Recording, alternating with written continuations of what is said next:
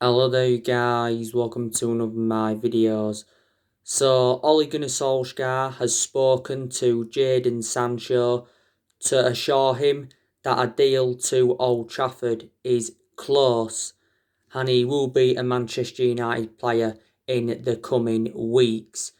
Now, Jadon Sancho, anyway, has held several talks with Ole Gunnar Solskjaer, and I think Sancho's actually told Solskjaer that he wants to play for the football club. Now, Fabrizio Romano, who is a very reliable Italian journalist, he says that Sancho still wants to make a move to Manchester United. David Ornstein from The Athletic has said that personal terms have already been agreed. It recently mentioned that the agent fees had been agreed and it said a contract worth £250,000 a week has been agreed. That would obviously make Jadon Sancho the third highest paid player at Old Trafford behind David De Gea and Paul Pogba. I read the report today and it says that Manchester United are willing to pay a full £80 million for Sancho. And I heard that a Manchester United fan is trying to fund a move for Jadon Sancho. Now, Borussia Dortmund's valuation is £108 million. Like I've said to you, throughout the course of this Jadon Sancho transfer saga, it has been Borussia Dortmund's asking price that has been the stumbling block because we've been reluctant to meet what Dortmund are demanding. Now, I don't think Sancho is worth what Dortmund are demanding. I think he's an exceptional player. I think he's worth from between 70 to 80 million pounds at the max. But there's been a lot of Manchester United fans recently that have been fully disregarding Sancho coming to Manchester United in this summer transfer window. Was it last month or earlier on this month? It had said that we'd abandoned our chase for the player until the summer of 2021. Dortmund did say to us last month that we had until the 10th of August to sign the player. We obviously missed out on that deadline, so Sancho decided to go out on pre-season. At that particular point, it looked like Sancho was not going to be coming to Manchester United. Now, obviously, Michael Zorg, their sporting director, said last month that Sancho's staying at Dortmund and the decision is final. You recently had Lucien Favre, Borussia Dortmund's boss, saying that Sancho's staying at Dortmund for this season. And Sebastian Kell, he also said the exact same thing. But we have confirmed that we are not giving up on the signing of the player and we will push to sign Jadon Sancho, even if it takes until transfer deadline day. We said we'd only give up on Sancho if he publicly said he wants to stay at Borussia Dortmund.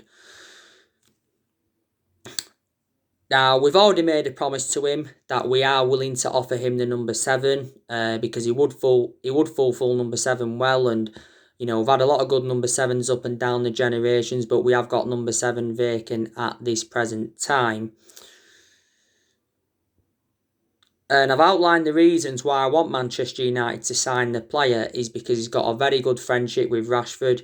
I think he would exceed expectations in the Premier League. He's predominantly a right winger, and Man United are in search for the right winger. And he's very, very young, so he's still got a lot of development in him. Sancho's enjoyed 3 fantastic years in Germany with Dortmund.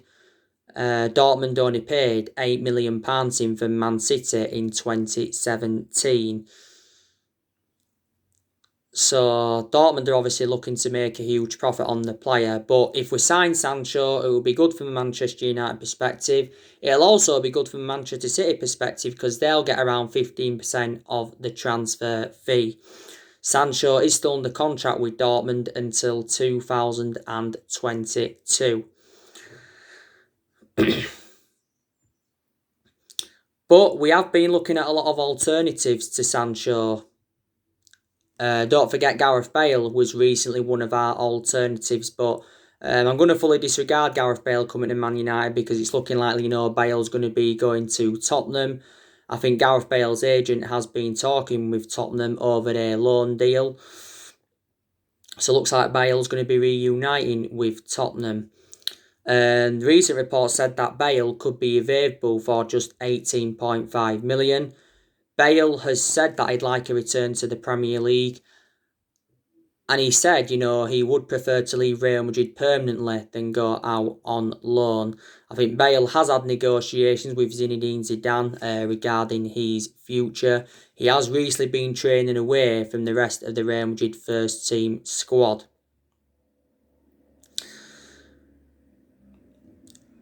But like I said, Bale's enjoyed 7 good seasons with Real Madrid. Scored 105 goals in all competitions as Gareth Bale.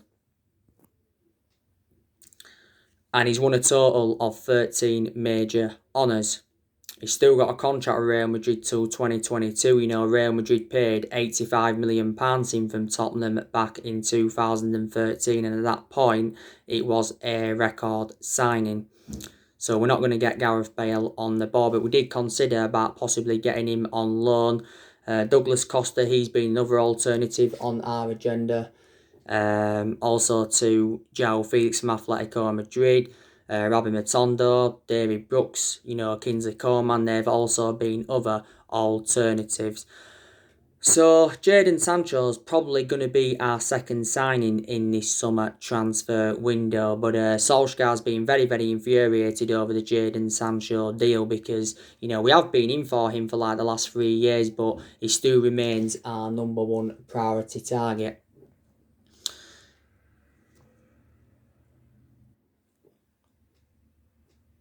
But he's urged Ed Woodward to get the player on the board. We was hoping to sign Jadon Sancho by the time we play Crystal Palace, but obviously we'll play Crystal Palace this Saturday. So that's the breaking news on him. Now, who are Manchester United going to sign after Jadon Sancho? That's if we do make another signing, after Jadon Sancho. Obviously, Thiago Alcantara from Bayern Munich has been on our agenda. Alex Telles from Porto, he's been another player on our agenda. He's obviously a left back, is Alex Telles, and Porto recently lowered their asking price to just 18.5 million for Manchester United to sign Alex Telles. Don't forget, Alex Telles' agent was in Manchester not so long ago to thrash out a deal for his client to join Man United. But there has been so many players on our agenda. As you all know, we've missed out on a few players under Solskjaer. We've obviously missed out on Sergio Reguilon. He's going to Tottenham. That's very, very disappointing. It looks like we've missed out on Bale. We've also missed out on Jack Grealish because he recently signed a 5-year contract with Aston Villa. We was in for Grealish for quite some time. We also missed out on Erling Haaland in January. We missed out on Jude Bellingham. But, there's around 3, or is it just under 3 weeks left in this summer transfer window. And Manchester United have still got quite a few things to do. Obviously, we've got to make more signings. We've obviously got to get rid of players, because quite frankly, there's still deadwood at the football club, but we're actually struggling to offload our fringe players. It's very imperative that we sell players in this summer transfer window because we'll generate money and it will help us with our rebuilding process.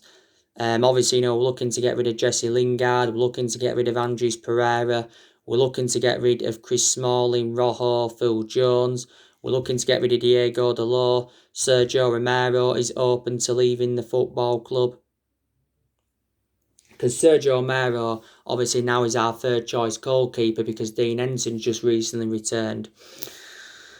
But like I said, Solskjaer has been very frustrated with our board recently. Main explanation is of the lack of transfer business in this summer transfer window. But we've been critical of the board for several years anyway. Obviously, reflects on how poor our recruitment policy's been. Obviously, with us overpaying for players.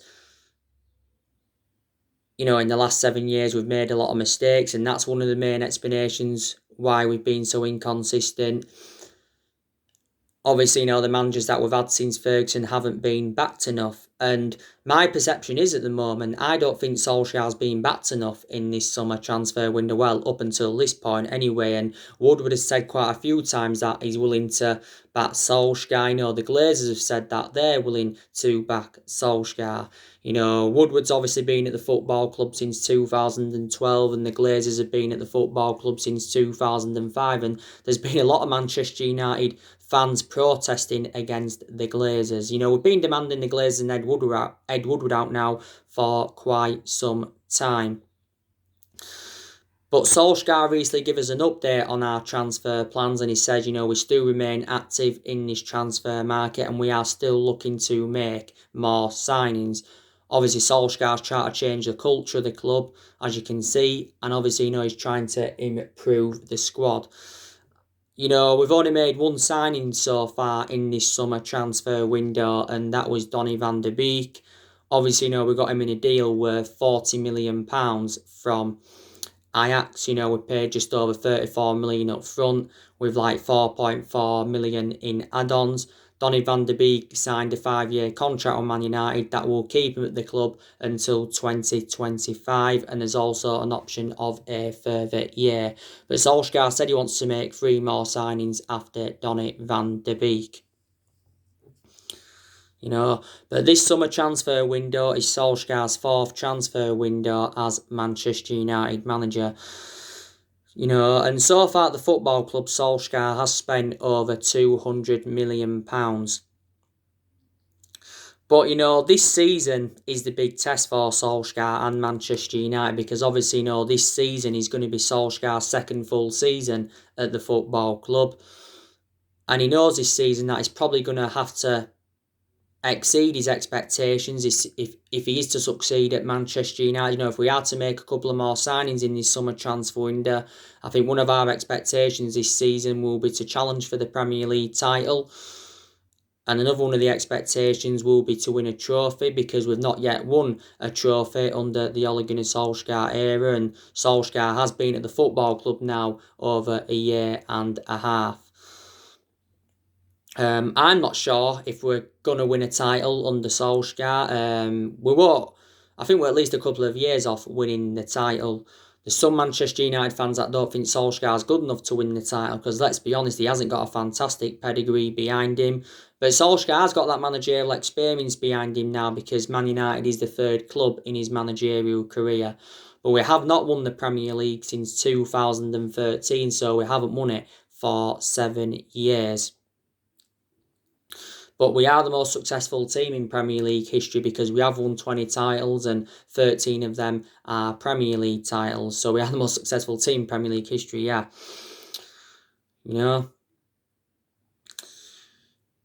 I want to delve into something else as well. Manchester United could have up to 11 players out for the game against Crystal Palace on Saturday. It is our first game of the Premier League season. Now, Paul Pogba, Matic, Juan Mata, Wan-Bissaka and Eric Bailly only returned to training on Monday. Bruno Fernandes, I think, returned to training just before that.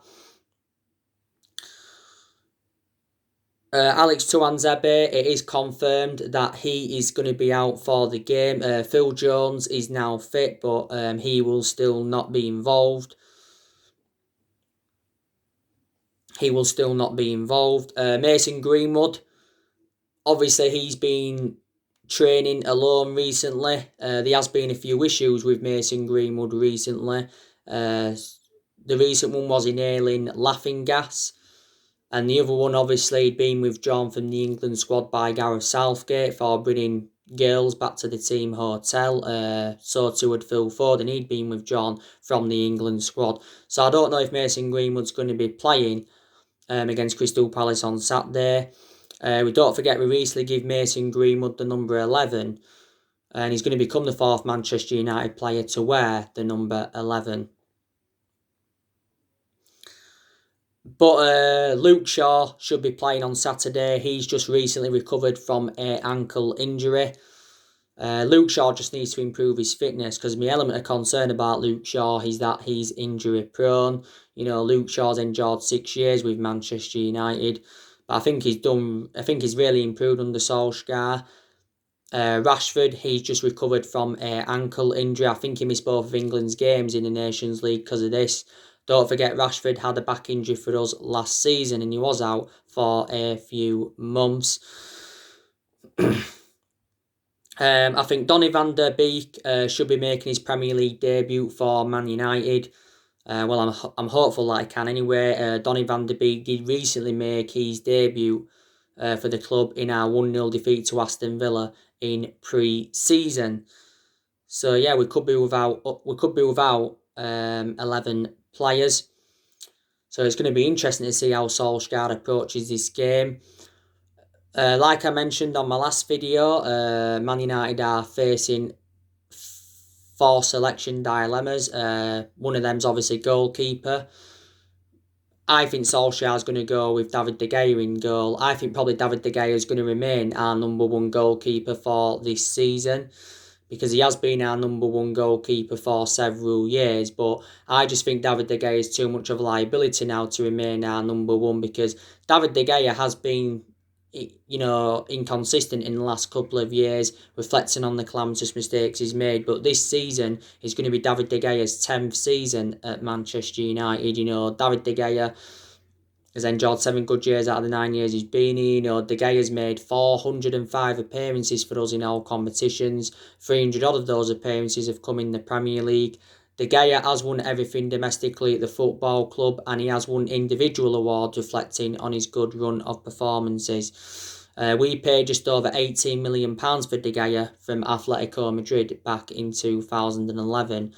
David De Gea will stay at Man United at least for another season. There's a possibility, chance, he could leave next year sometime. I said if we'd have sold him in this summer transfer window, we'd have got around £60 million for him. And there was a few Manchester United fans saying that we do need to sell him. But when De Gea does eventually leave Man United, I think he will go back to Spain. Main explanations is because he was born in Spain, relatives are from Spain, girlfriend from Spain, and began his footballing career in Spain. Last September, De Gea signed a new 4-year contract on Man United worth £375,000 a week. So he's the highest paid goalkeeper in the world and the highest paid at the football club at the moment. But don't forget, back in 2015, David De Gea was close to joining Real Madrid, but due to a fax machine, the deal never materialised. But I think Solskjaer needs to put Dean Henderson as number 1, and Dean Henderson's threatened to leave Manchester United if he isn't assured to be number 1 this season. But I think he's reliable enough now to be our number 1, because he's got that experience behind him, because he recently endured 2 successful loans with Sheffield United, and he was Sheffield United's player of the season. We got Dean Henderson at the age of 14, so he has been part of the club for several years. Not so long ago, Dean Henderson signed a 6-year deal with Man United worth 120 grand a week. So he committed his future with the football club. Solskjaer's obviously got to decide on who he's going to put alongside Harry Maguire in our back line. It probably will be Victor Lindelof. But there's obviously other options. We've got Bay. He's one of our backup centre-halves. Tuanzebe is unavailable. Phil Jones, obviously, is unavailable. Yeah, so yeah, it probably, will be Victor Lindelof, to be quite honest with you. But we have got around 7 centre-halves in the team. Midfield composition, who's Solskjaer going to go with in the midfield? We know, obviously, the news anyway regarding Paul Pogba, because Solskjaer recently confirmed that Paul Pogba is a doubt for this game against Crystal Palace, because Paul Pogba just recently recovered from coronavirus, and that's very good news from a Manchester United perspective, and it's also good news for Paul Pogba and his family, because that this disease is actually quite very serious, should I say. But it weren't so long ago that Paul Pogba was in training. I think what we've got to do with Paul Pogba is get him a new long-term contract at Manchester United to end the uncertainty over his future, because Pogba's had a long-running transfer saga at Man United. You know, this season's going to be Paul Pogba's 5th season at the club since he rejoined from Juventus back in 2016, and we did pay £89 million for the player. So as it stands at the moment, he is our most expensive signing. Paul Pogba he's just got under a year left on his current contract, but the club do have an option to extend it for the further year. Pogba's agent Mini Raiola a few weeks ago said that Paul Pogba is staying at Man United in the summer, and he will hold talks over a new contract. Fabrizio Romano also revealed that Paul Pogba's happy at Man United and he wants to stay at Man United. For the vast majority of last season, didn't really have a perception on Pogba because he was out with that ankle injury and sustained a few injuries as a Man United player. But I think towards the end of last season, he was exceptional, and I think his combination with Bruno Fernandes was very, very good. So very imperative that we do keep him at the club. Obviously, if Mason Greenwood isn't available to play, then I think we'll probably play Daniel James on that right-hand side. Juan Mata's also an option on that right-hand side. Even so too is Jesse Lingard. But if Mason Greenwood is available, like I said, I think we'll put Daniel James on that right-hand side. But it's very, very imperative that we get off to a good start. I'm not taking out for granted against Palace, but I do expect Manchester United to win. This is obviously Palace's second game in the league, because Palace won their first game in the league against Southampton by 1-0. They are out of the Carabao Cup now. Bournemouth did beat them 11-10 on penalties. The game between Man United and Palace last season at Old Trafford was 2-1 to Crystal Palace, and that was the first time Palace had beaten us at Old Trafford in the league since 1989. But we did beat them at Selhurst Park towards the end of last season by 2-0. By the way, Crystal Palace have got quite a lot of injuries. I think, Christian Benteke is injured for them. Connor Wickham's injured for them. James Tompkins is injured. Gary Cahill's injured. Patrick Van Aanholt. Sacco, he's also another player that's injured. And Nathan Ferguson, he's also another player that is injured for Crystal Palace. Crystal Palace's manager is currently Roy Hodgson. Like I said, I'm very, very surprised that he's still managing. Roy Hodgson is now in his 70s. And, I think he's managed a total of 16 clubs as Roy Hodgson. Crystal Palace last season actually finished 14th. Obviously, our game after Crystal Palace is Luton in the Carabao Cup. That's a game Manchester United should also win. I think in that game, Solsjaer will make a lot of rotation. Next league game after Palace is Brighton. So we should win our first 3 games, but within our first 7 games, we have got Tottenham, Arsenal, Chelsea and Everton, and they're all going to be very, very tough games. But the preview for the Man United Crystal Palace game should be coming up tomorrow. I think Solskjaer is doing his press conference tomorrow or Friday. Probably will be doing it on Friday, day before the game. It'll be interesting to see what Ole Gunnar Solskjaer has got to say. But in our 1-0 defeat to Aston Villa in pre-season, there was 7 of our first team regulars that obviously weren't involved in that game. But yeah. But I always said, didn't I, Solskjaer deserved another season at Manchester United, because it is a transition period, and it has been a transition period for a while. And like I said, last season was Solskjaer's first full season at the football club. Obviously, he exceeded most of his expectations, to be fair. He got us qualification for the Champions League. We also finished 3rd. And we progressed to 3 semi-finals. The only expectation we didn't exceed last season was winning a trophy. But, You wouldn't have thought Solskjaer have exceeded any expectations last season, because at the first part of last season, we enjoyed our worst start ever to a Premier League season. At that point, Solskjaer was under serious pressure at the football club. But don't get me wrong, I have seen improvements under the Ole Gunnar Solskjaer era. Like I said, I think our recruitment's really, really improved under him. Solskjaer's got rid of a lot of the deadwood since he got recommended into Man United. We've seen a lot of players leave. We've seen the likes of Lukaku leave, Sanchez, Angel Gomez, Herrera, Fellaini, Darmian, Valencia, Ashley Young. Don't forget we've loaned a few young players out. We loaned Tahith out to Werder Bremen. Dylan Levitt went out on loan. I think we've loaned Joe Pereira out again for another season. And I think, Solskjaer's promoted the youth very, very well. And I think there's definitely players that have improved under him. Martial has really, really improved under Solskjaer.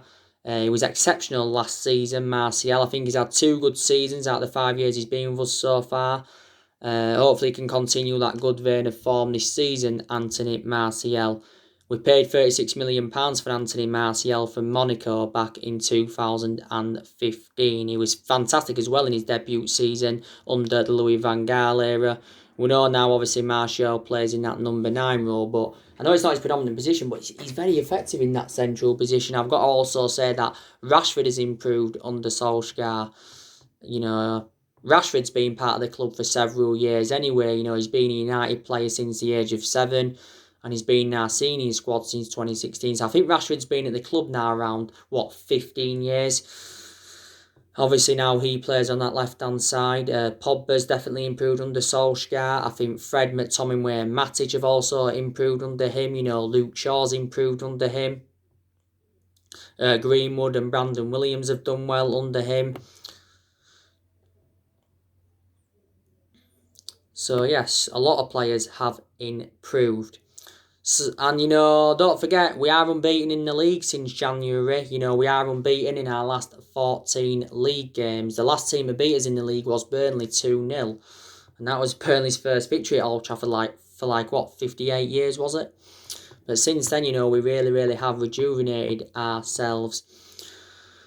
But don't get me wrong, there's still improvements needed at Manchester United. I think Solskjaer's got to improve his decision making. I think there's still certain players that have got to step up to the plate. I think definitely Maguire, there's aspects of his game that have got to improve. Don't forget, Harry Maguire was given extra time off recently for his arrest in Greece and his court case in Greece. Solskjaer's already made his decision on Maguire. He's going to remain Manchester United captain this season. We got Harry Maguire in a deal worth £80 million from Leicester last summer. So he's the second most expensive sign at the club and the most expensive centre-half in the world. Lindelof, there's still aspects of his game that I've got to improve.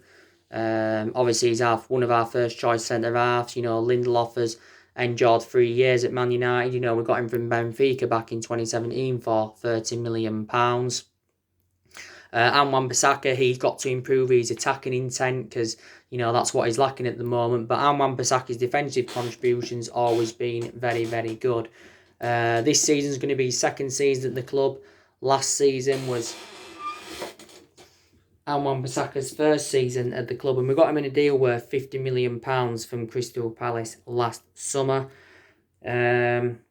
Obviously, De Gea's got to get back to his best. So, yeah, there's still certain players that have got to improve at Man United. But, yeah, there's still a lot of players I would keep at Manchester United, like I've always said. But there you go. But I said to you, didn't I, last season, why Ole Gunnar Solskjaer did not get sacked. I outlined the reasons, because obviously, since Bruno Fernandes has come in, he's made a difference in the team. With Solskjaer being a club legend as well, that plays a part in it. Because Solskjaer was a great player for Man United for 11 years. He flourished under Ferguson's guidance. Our record last season as well against the top 6 sides was good, so that could have also played a part in it as well. But if we are to do well this season, then there's a possibility chance that, Solskjaer could get his contract extended and, more Man United fans will be then convinced that he is the right manager. for Manchester United. But even when Solsjaer was close to getting sacked, I was demanding him out, and a lot of Man United fans were demanding him out, but I say we haven't got the structure to keep sacking managers, because we're not known as a sacking club, despite the fact we've sacked 3 managers since the Ferguson era. We sacked obviously Moyes after he endured 8 or 9 months at the club. We sacked Van Gaal after he endured 2 years at the club, and we sacked Jose Mourinho after he endured 2.5 years at the club. But in the last 7 years, we've been very poor. A lot of the players we've brought in the last 7 years haven't been the right calibre players for Man United. We've only won 3 trophies since Ferguson left, and that was the FA Cup under Van Gaal and the Europa League and the League Cup under Mourinho and that. But like I said, we haven't dominated English football since the Alex Ferguson era, and I just think it's going to be hard for any manager at Manchester United to replicate Ferguson's legacy or to last as long as Alex Ferguson did, because we won a total of 38 major honours under the Sir Alex Ferguson era.